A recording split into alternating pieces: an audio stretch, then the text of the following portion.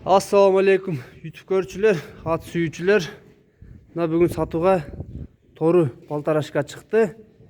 Тике моюн, тике баш жаныбар. Карагылачы, машалла. Сынына өзүңөр баа бергиле.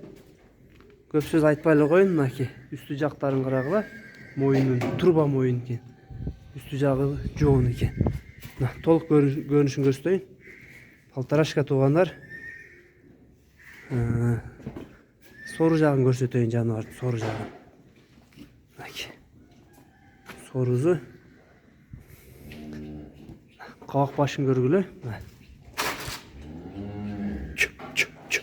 Минги ол элек омурозу дагы кенен. Мына туугандар, ушу палтарашка сатылат.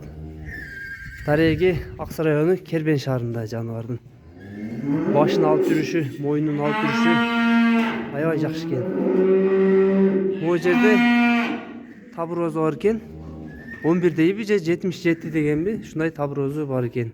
Жакшы билинип билинбейт экен. Санеттерин көргүлө, санеттин толугун.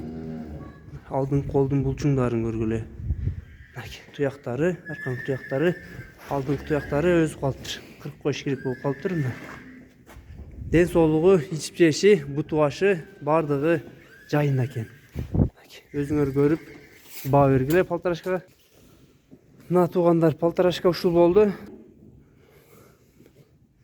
Бул граница жактан сүйлөзөк туугандар. Казакстан, Өзбекстандан чалган туугандарга границадан өткөрүп берүү жолдору бар. Ал жагын сүйлөшүп, тактап өткөрүп беришет туугандар. Баазына келсек, баазы 170 000 сомго.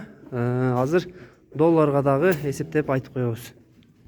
Долларга 2000 доллар болот экен туугандар. Мына палтарашканын толук көрүнүшү. Бут жактары, үстү жагы. Жеңилдиги жеңил экен жүрүштөрү. Минги ол элек, буну да айта кетсек, үйрөтүлө элек мингиге жаныбар. Сындуу нерсе экен, туугандар. Ат издеген, өспүрүм издегендер, мына энчиге ат кылам дегендерге мына ушул жакшы өспүрүм болду, тору түстөгү.